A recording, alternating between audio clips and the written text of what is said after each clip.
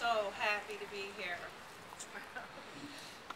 My life changed forever one afternoon in November of last year.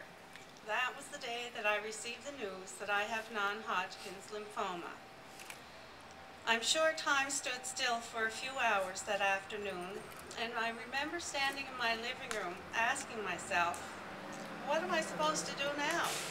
Where's the list? There must be a list of things you should do when you're diagnosed with cancer.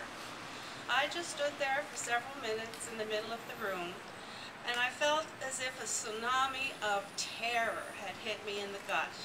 How would it ever be possible to move forward? The first thing I had to do was tell my son and daughter-in-law, and that had to be the most difficult task of all. Liam was halfway to Cape Breton, so I didn't want to tell him the news on the phone while he was driving. So I called my daughter-in-law, Marcia, and like the amazing young woman that she is, she took care of everything. Before I knew it, they were coming through my door, Timmy's in hand, hugs all around, and we just sat and talked. Everyone should be so lucky to have these two incredible people in their lives. They were and continue to be my source of peace and positive thinking, not to mention my reason for living.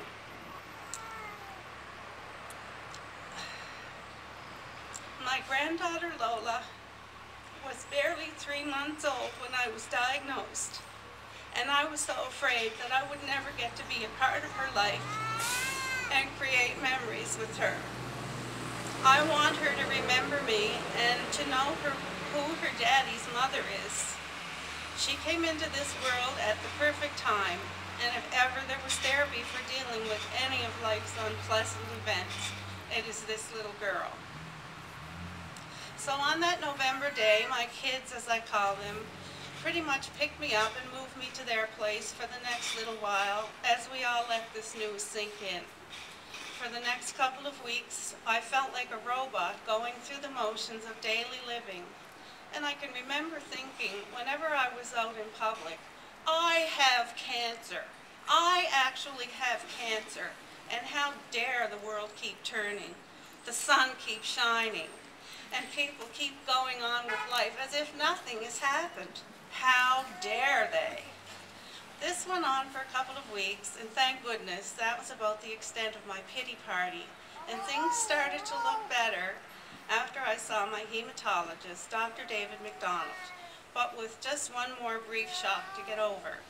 Liam and Marcia came with me to my appointment with Dr. McDonald, who explained to us that I have B-cell follicular non-Hodgkin's lymphoma and how it would be treated. But the second greatest shock next to the initial diagnosis was when he said I had stage 4 non-Hodgkin's lymphoma. There it was, my death sentence. I thought my life was over. Dr. McDonald went on to explain that I was fortunate to have the indolent or slow-growing type of lymphoma, and that my diagnosis was excellent.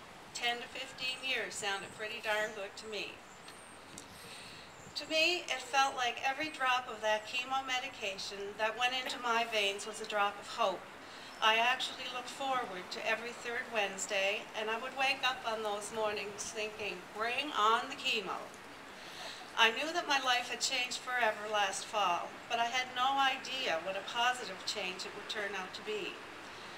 As strange as this sounds, cancer turned out to be a gift for me because I was given the ability to see life on a whole new level that never would have been possible without this diagnosis.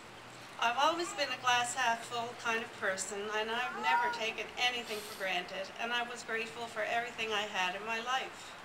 But now it's all that and so much more. The appreciation that I have always had is so much greater now, from the simplest thing as the wind on my face or a chat with a friend, to the most amazing experience of being a mother and now a grandmother. Life as I now know it is truly a wonder, and each new day is an opportunity for me to appreciate and enjoy each moment as it comes. The people who came on this journey with me gave me the strength that I needed. You know how people always say, I would never be able to handle what you've been through. Well, yes, you would. It comes from deep within you, and it comes from those who love you. You do get through it, and you come out on the other end feeling like a new person and finding out a whole lot of things about yourself that you never knew before. In the last 5 years, I have overcome some pretty big personal challenges. They seemed insurmountable at the time, but I came through them a better person. And now, having dealt with the challenge of my life, I am proud to say that I am a cancer survivor.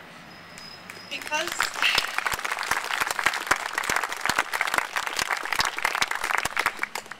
of the gifts of strength, courage, faith, and hope that I have gained from this experience, I can honestly tell you that I have never been happier in my life.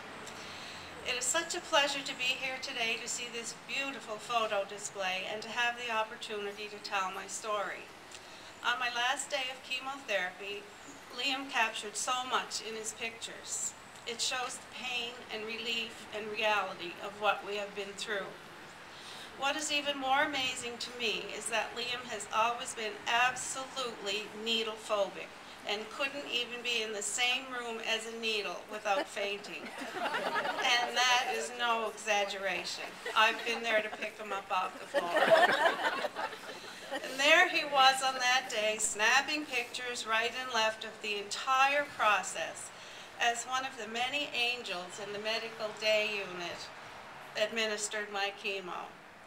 I wouldn't have believed it if I hadn't seen it with my own eyes. As Liam once said about this event in our lives, and he said it again today, I don't talk about it much. And that's Liam, a very private person. But let me tell you this, put a camera in his hand and he speaks volumes with one simple click of a button. I know without a doubt that I would not be standing here today if it weren't for an army of very special people, including doctors, nurses, friends, and family. Without them, I would have crumbled into a heap. So you see, the gifts just keep coming. As for Liam, Marcia, and Lola, there isn't enough time to tell you today how much they have done for me and how very grateful I am. So I simply want to say, I'm one lucky mama. Thank you very much.